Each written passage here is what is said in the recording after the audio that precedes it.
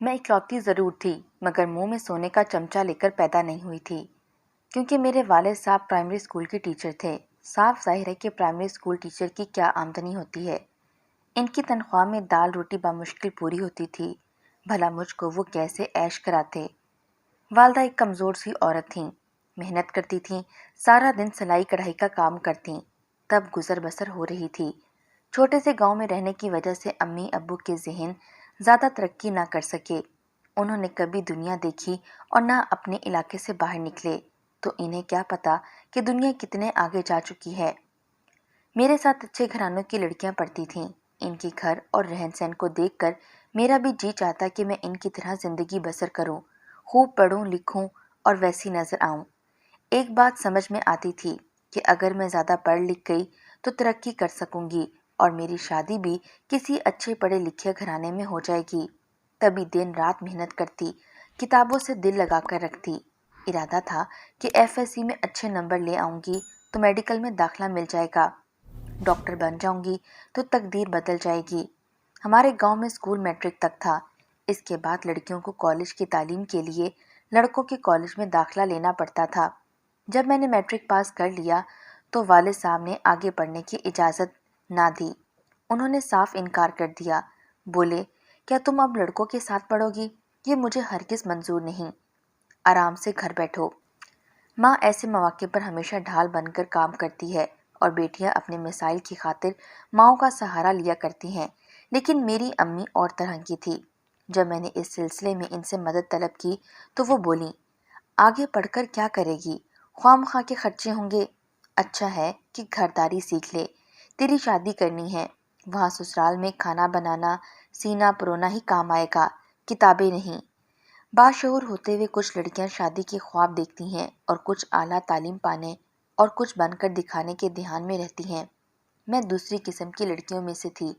بدقسمتی سے ماں باپ کی سوچوں کے آگے کچھ نہ کر سکی اور سارے خواب چکنا چور ہو کر رہ گئے۔ ہم جماعت لڑکیوں نے کالج میں داخلہ لے لیا اور مجھے گھر آ کر بتایا کہ کالج کی زندگی بڑی سہانی ہوتی ہے، تم داخلہ لے لو۔ ایک نے تو داخلہ فارم بھی لے کر دے دیا جو امی نے اس کے ہاتھ سے لے کر پھاڑ دیا اور کہا کہ آئندہ ملنے آؤ تو کالج کی باتیں نہ کرنا۔ رخسانہ جب چلی گئی میں بہت روئی۔ امی جان کا اپنا مزاج تھا، بھلا ان کو کیسے سمجھا سکتی تھی کہ ماں آگے پڑھنا آگے بڑھنا کچھ بننا میری زندگی کی سب سے بڑی خواہش ہے۔ شادی تو ہر لڑکی کی ہو جاتی ہے، گھر بھی بس جاتے ہیں، لیکن پڑھائی کی ایک عمر ہوتی ہے، اگر یہ عمر نکل جائے تو پھر کچھ ہاتھ نہیں آتا۔ لیکن ماں بس ایک بات جانتی تھی، شادی جلدی ہونی چاہیے، کیونکہ شادی کی بھی ایک عمر ہوتی ہے، اگر وہ نکل جائے تو پھر کچھ ہاتھ نہیں آتا۔ رفتہ رفتہ میرے آنسو خشک ہو گئے۔ میں نے کالج کو خواب سمجھ کر بھلا دیا اور ماں کے ساتھ گھریلو کام کاج میں لگ گئی۔ جو وقت بچتا سلائی کڑھائی کا کام کرتی۔ یہ معمول تھا کہ علاقے کے اچھے گھرانوں سے عورتیں امی کے پاس کام بنوانے آیا کرتی تھیں۔ وہ اپنے کپڑے جوڑے اور دھاگے موتی ستارے دے جاتی تھیں اور ڈیزائن بھی سمجھا جاتی تھیں۔ میں نے امی سے کام سیکھا، لیکن میرے ہاتھ میں ان سے زیادہ نفاست اور صفائی تھی۔ عورتیں میرا کام دیکھ کر دنگ رہ جاتیں، وہ میرے سلیقے اور صورت کی تعریف کیے بغیر نہ رہ سکتی تھیں۔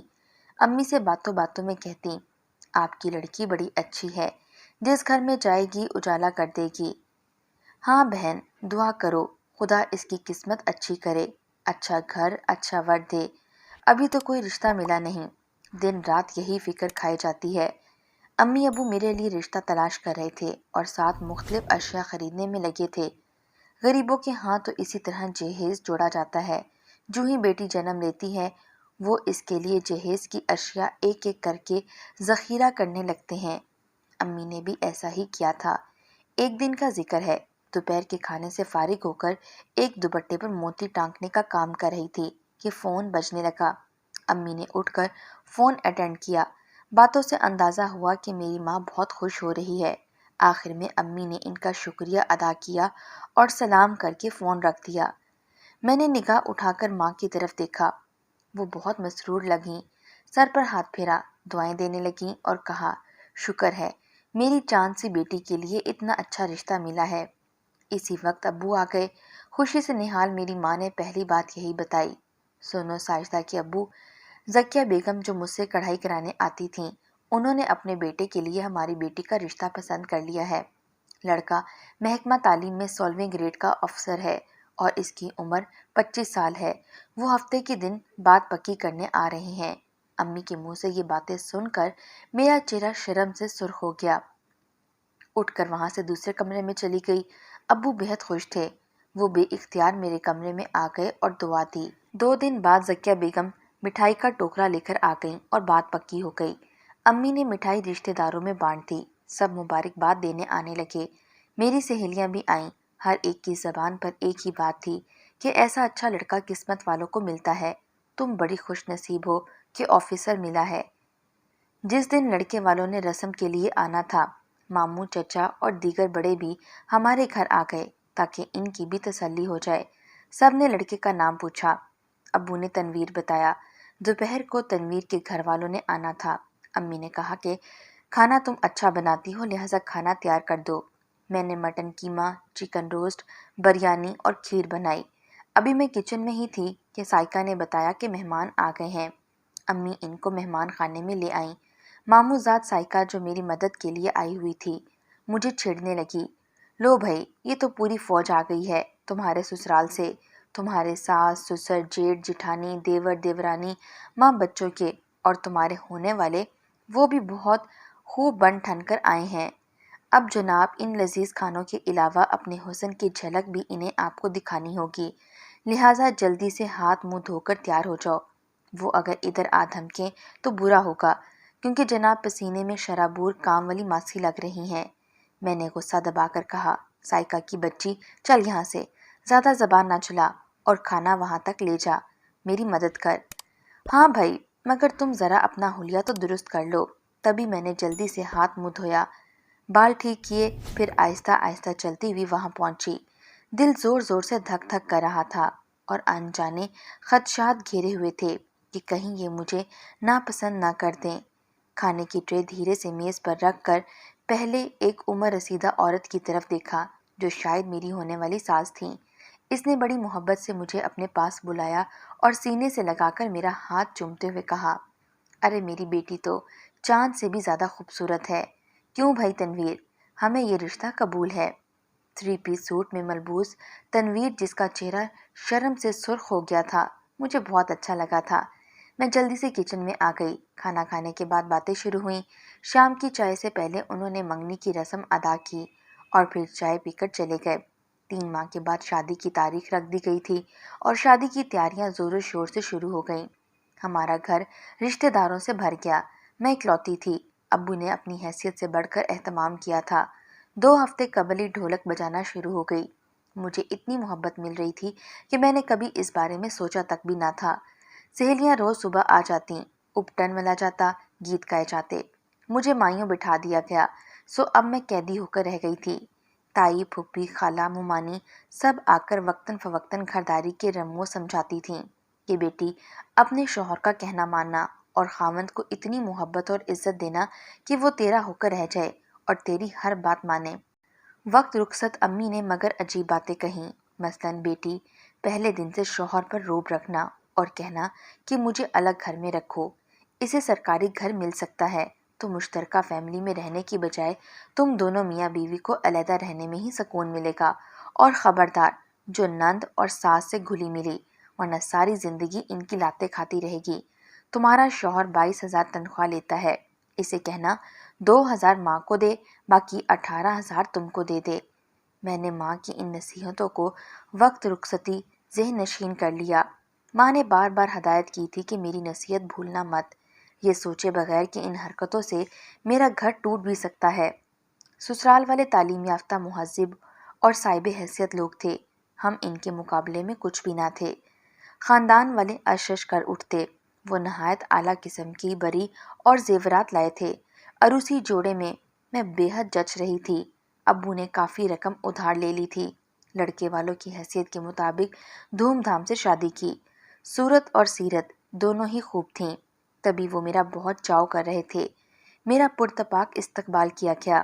قدموں میں پھول ہی پھول تھے۔ تھال بھر بھر کے پھولوں کی پتیاں نچھاور کر رہے تھے۔ اس روز واقعی خود کو میں خوش قسمت سمجھ رہی تھی. کسی کو ایسا احترام نہ ملا ہوگا جتنا مجھے اس گھر میں مل رہا تھا. لگتا تھا جیسے میں ملکہ ہوں اور میرے سامنے باقی سب رایا ہیں. سہاگ رات کو میں نے محسوس کر لیا کہ میرا شوہر اپنے والدین کے ساتھ بہت محبت کرتا ہے، کیونکہ گھونگھٹ اٹھاتے ہی جو بات کہی وہ یہ تھی کہ ساجدہ دیکھو، تم میری حقیقی محبت اسی وقت پا سکو گی جب تم میرے والدین سے محبت کرو گی، ان کا احترام کرو گی. ایسا نہ ہوا تو تم میرا دل نہیں جیت پاؤ گی. لہٰذا وعدہ کرو میرے گھر والوں کا خیال رکھو گی. 2-3 ماہ تک تو میں چپ رہی. امی کا بار بار فون آتا تھا. یہی وقت ہے، اگر کچھ کر سکتی ہو تو کر لو. وقت گزرنے کے ساتھ ساتھ جب تمہارے شوہر کا دل تم سے بھر جائے گا پھر کچھ نہیں کر سکو گی. پہلے سوچا کہ امی جان کو سمجھاؤں کہ ماں جانے تم کن وقتوں کی باتیں کرتی ہو. اب وہ زمانہ نہیں رہا. ساس ماں جیسی ملی ہے اور دیور بھائی جیسا ہے. دیورانی اور نندے بھی سب محبت کرنے والی ہیں. تو پھر بھلا میں کیوں 1.5 انچ کی مسجد الگ بناؤں اور سب سے الگ ہو کر رہوں؟ تو کیا میں تنہا رہ کر اچھی لگوں گی؟ میں ماں سے دبے لفظوں میں کہتی تھی کہ اماں فکر نہ کرو، یہاں سب ٹھیک چل رہا ہے. روز فون کر کر کے ایسی باتیں نہ کہا کرو. میرا ذہن گندا ہو جاتا ہے. جب سب اچھا برتاؤ کرتے ہیں تو پھر کیوں ان سے بگاڑ لوں؟ ساس سویرے اٹھتے ہی پہلے میرا ماتھا چومتی ہے، پھر کوئی دوسرا کام کرتی ہے اور نندے غلام بن کر سامنے آتی ہیں. پانی کا گلاس بھی اٹھ کر مجھے پینے نہیں دیتی. سارے کام اپنے ہاتھ سے کرتی ہیں. جیٹھ جٹھانی دیور دیورانی ہر کوئی خندہ پیشانی سے ملتا ہے. ان کے بچے چچی جان کہتے نہ تھکتے، خوب پیار دیتے. میں سارا دن کمرے میں پلنگ پر لیٹی رہتی. گھر کے کام کو وہ ہاتھ نہ لگانے دیتے. ایسی محبت تو کسی خوش بخت کو ہی سسرال میں نصیب ہوتی ہے. سسرال میں اتنی اچھی نبھ رہی ہے تو کیا کسی لڑکی کا دماغ خراب ہے کہ وہ ان سے الجھے جو اس سے محبت کر رہے ہوں؟ لیکن یہ بات میری امی کی سمجھ میں نہ آتی تھی. وہ بس یہی رٹ لگائی تھیں کہ کب ان لوگوں سے الگ ہو رہی ہو. ایسا نہ ہو کہ کل یہ تم پر حاوی ہو جائیں، پھر تو میاں تم کو پیر کی جوتی سمجھ لے گا. پانی کا قطرہ اگر مسلسل پتھر پر گرتا رہے تو پتھر میں بھی سوراخ ہو جاتا ہے. ماں کی مسلسل ایسی باتوں نے بالآخر میرا دل برا کر دیا. تبھی میں نے میاں سے بات کرنے کی ٹھان لی. اور پھر ایک روز جب تنویر دفتر سے تھکے ہارے گھر آئے تو میں نے موڈ خراب کر لیا. وہ مجھ سے حسب معمول ہنس ہنس کر باتیں کر رہے تھے اور میری تیوری پر بل پڑے تھے. کسی بات کا جواب نہ دیا تو تنویر کا ماتھا ٹھنک گیا. ضرور کوئی بات ہے، ورنہ پہلے تو کبھی ایسا نہ ہوا تھا. انہوں نے بہت پیار سے پوچھا، کیا بات ہے؟ کسی نے کچھ کہا ہے؟ میں چپ رہی. جب بار بار یہی پوچھا تو پھٹ پڑی اور کہا کہ ایک بات ہو تو بتاؤں. صبر کی انتہا ہوتی ہے. آخر کتنے دن چپ رہوں؟ اب میں اس گھر میں ان لوگوں کے ساتھ ہرگز نہیں رہوں گی. میرا چین سکون آرام حرام ہے. جس کا جب جی چاہتا ہے میرے کمرے میں گھسا چلا آتا ہے. آپ کے رشتہ داروں نے تو میرا جینا حرام کر دیا ہے. اگر آپ نے الگ گھر نہ لیا تو میں کچھ کھا کر مر جاؤں گی. تنویر کھانے تک خاموش رہے. جب ہم اپنے کمرے میں پہنچے تو میرا ہاتھ چوم کر کہا، آج خیر تو ہے میری جان، ہم سے کچھ ناراض سی لگ رہی ہے. تب میں نے غصے میں ہاتھ جھٹکتے ہوئے کہا کہ تمہارے گھر والوں کو ایک نوکرانی کی ضرورت تھی سو مل گئی. حالانکہ گھر کا کام میں نہ کرتی تھی، مگر میں پھر جو شروع ہوئی تو رات گئے تک اول فول بکتی رہی اور وہ بیچارے سنتے رہے. اف تک نہ کہی. اب روز میرا ایک ہی وتیرہ تھا. جب گھر آتے کمرے میں داخل ہوتے منہ پھیر لیتی. بات کرتے تو لڑنا شروع کر دیتی کہ میں نے تمہارے اس مشترکہ فیملی سسٹم میں نہیں رہنا. ہم الگ گھر میں رہیں گے اور نئی زندگی کا آغاز کریں گے. وہ ہر دفعہ پیار سے سمجھاتے، کہتے نہیں میری جان، ایسا ناممکن ہے. میں تمہاری ہر ضرورت پوری کر رہا ہوں. تم کو یہاں کوئی تکلیف نہیں ہے. میں اپنے ماں باپ کے سوا جی نہیں سکتا. اگر یہ بات ہے تو پھر تم میرے بغیر جی لو اور صبح تم مجھے میرے گھر چھوڑ دینا. یہ سن کر وہ حیرت کی تصویر بن گئے. ان کو مجھ سے ایسی توقع نہ تھی کیونکہ انہوں نے مجھے کوئی تکلیف نہ دی تھی بلکہ ہر طرح سے میرا خیال رکھا تھا. صبح ہوئی تو میں نے تیاری باندھ لی کیونکہ امی کے مسلسل فون آ رہے تھے کہ تم نے شوہر سے اپنی بات منوا لی کہ نہیں. تم تو نیری نکمی ہو، بے وقوف کہیں کی. یہ 4 دن کی چاندنی ہے، تمہارا چاؤ. پھر یہ لوگ تم کو کولوں کا بیل بنا دیں گے. تب تم کچھ نہیں کر پاؤ گی. نئی نویلی دلہن ہو کر اپنی کوئی بات نہیں منوا سکتی. बात की सोचो, ये सारी तनख्वाह माँ को देकर तुम्हारे पल्ले 1000-2000 रखेंगे। इससे तुम्हारी क्या ख्वाहिशें पूरी होंगी? गर्ज मेरी अनपढ़ माँ ने मेरा इतना सर खाया कि मेरा दिमाग खराब करके रख दिया। मैंने ऐसी बड़ी बड़ी बातें कहना शुरू कर दी जो कबल इस वक्त एक दीवाने का ख्वाब लगती थी। मसलन अलहदा घर अपने लिए नहीं, अपने बच्चों के बेहतर मुस्तकबिल के लिए चाहिए। वो यहाँ क्या परवरिश पा सकेंगे? आपके भाइयों के बच्चे इनसे लड़ेंगे, रोज बच्चों की खातिर तू मैं होगी। हमारा तो जीना धोबर हो जाएगा। हालांकि अभी बच्चे हुए कब थे जो ऐसी बातें करने की तुक बनती, मगर मैं ऐसे ही ऊट पटांग जवाब निकाल रही थी क्योंकि बात जो ना बन रही थी। मियाँ ने काफी समझाया, अकेले घर में क्यों कर रहोगी? मैं ड्यूटी पर चला जाऊंगा, शाम को लौटूंगा, तुम तन्हाई से घबरा जाओगी। यहाँ सब तुम्हारा ख्याल रखते हैं, किसी चीज की कमी नहीं है। वहाँ बात बात पर तुमको परेशानी होगी, फिर मेरे लोग याद आएंगे। ये सब तुमसे प्यार करते हैं, इतने बुरे नहीं हैं। ख्वामख्वाह के वहम मत करो। अगर जेब खर्च चाहिए तो बताओ, जितना मांगोगी इससे ज्यादा दूंगा। लेकिन मेरी एक ही नहीं थी, इसलिए कि माँ जो दिन रात कान खा रही थी कि अलग रहो, अलग हो जाओ। साथ रहोगी तो उम्र भर इनमें फिर अलग ना हो सकोगी। तुम्हारे मियाँ की कमाई यही लोग खाते रहेंगे, तेरे पल्ले क्या बचेगा? उफ। मैं जब तंग आ गई और मियाँ किसी तौर ना माने तो मैंने रोना शुरू कर दिया। तमाम रात रोती और इनको सोने ना देती। उन्होंने सुबह ऑफिस जाना होता। जब रात को ना सो पाते तो सुबह इनके लिए तैयार होकर ऑफिस जाना मुश्किल होने लगा। यकीन हो गया कि अब इस औरत को संभालना मुश्किल है। ये जिद पर अड़ चुकी है। एक दिन किसी को बताए बगैर मुझे साथ लिया और मैके छोड़कर चले गए।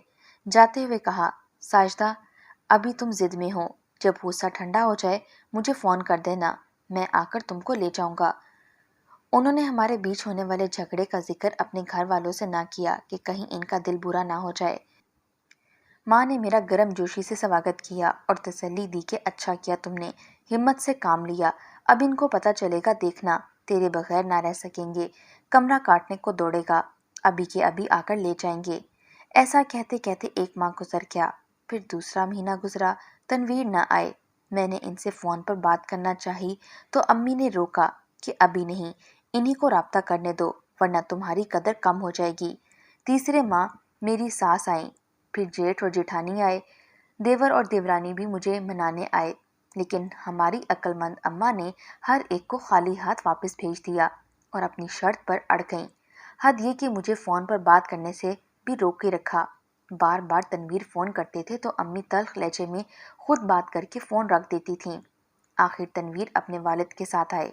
अम्मी ने इनको भी टका सा जवाब दिया कि अलग घर लेकर नहीं दे सकते तो साजदा नहीं जाएगी। इस तरह बेइज्जती पर आखिरकार मसला गंभीर हो गया।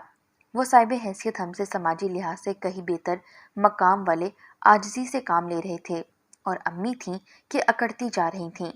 वालिद साहब को भी न बोलने देती थीं। इनसे तो यही कहती कि आप बीच में ना आइए। भला आपको क्या खबर कि ये लोग किस कदर दोगले हैं। ऊपर से बड़े अच्छे बन रहे हैं, मुहज़्ज़िब होने का ढोंग रचा रहे हैं, अंदर से कुछ और हैं। मेरी बच्ची को अपने शिकंजे में जकड़ लिया है, बहुत जुल्म करते हैं, ये दिन रात रोती है, वगैरह वगैरह। वो ऐसी बातें इसलिए करती थी कि कहीं वालिद साहब इनके अच्छे रवैये से मुतासिर होकर मुझे इनके हमरा ना भेज दें। दरअसल अम्मी चाहती थीं कि तनवीर ऑफिसर है, सारी तनख्वाह मेरी बेटी की झोली में आए और वो माँ बाप को कुछ ना दे। हालांकि ये सरासर ज्यादती थी। जिन्होंने पढ़ाया लिखाया परवरिश की, इन वालदैन का औलाद पर हक होता है। इसी सर जंग में 1 साल गुजर गया। मेरा मसला इतना बड़ा कि मुझे अपना मुस्तकबिल तारीक नजर आने लगा।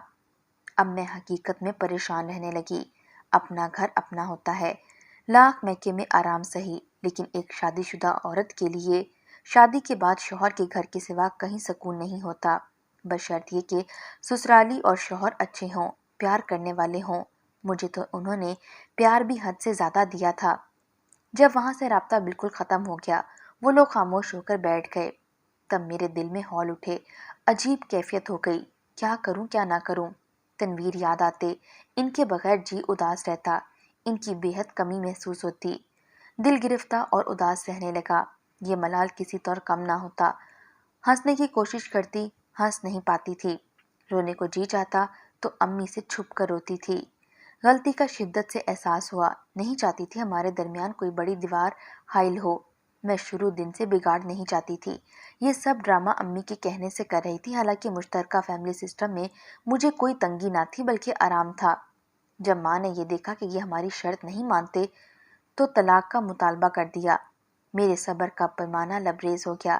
میں نے اپنا مختصر سامان اٹھایا اور بغیر والدین کو بتائے سسرال آ گئی۔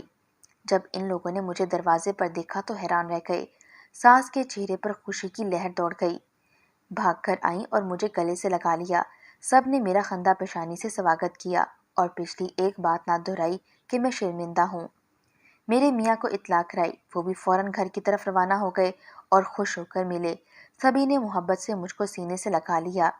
تب مشترکہ فیملی سسٹم، جس کو میری ماں جہنم سے تشبیہ دیتی تھیں، مجھے جنت لگا۔ آج میرے 3 بیٹے اور 1 بیٹی ہے۔ امی کافی عرصہ روٹھی رہیں، فون کرتی تھی تو بات کیے بغیر رکھ دیتی تھیں۔ دکھ تو ہوتا تھا مگر ماں کو ٹھکرا کر اپنا گھر پیارا کیا۔ ایک دن پتہ چلا وہ بیمار ہیں اور ان کی دیکھ بھال کرنے والا کوئی نہیں۔ میں چلی گئی، جا کر ان کے گلے لگ گئی، پاؤں پکڑ کر معافی مانگی۔ ماں آخر ماں ہوتی ہے، دل سے لگا لیا اور مان گئی۔ میں نے اور میرے خاوند نے ان کی بہت خدمت کی۔ بیماری میں میری ساس بھی ان کے پاس ٹھہرتیں، بہت خیال کیا۔ تب ان کو احساس ہوا کہ سب سسرال والے برے نہیں ہوتے، ہر ساس روایتی ساس نہیں ہوتی۔ آج میری ماں میرے فیصلے پر بہت خوش ہے اور میری سب سے اچھی گزر رہی ہے۔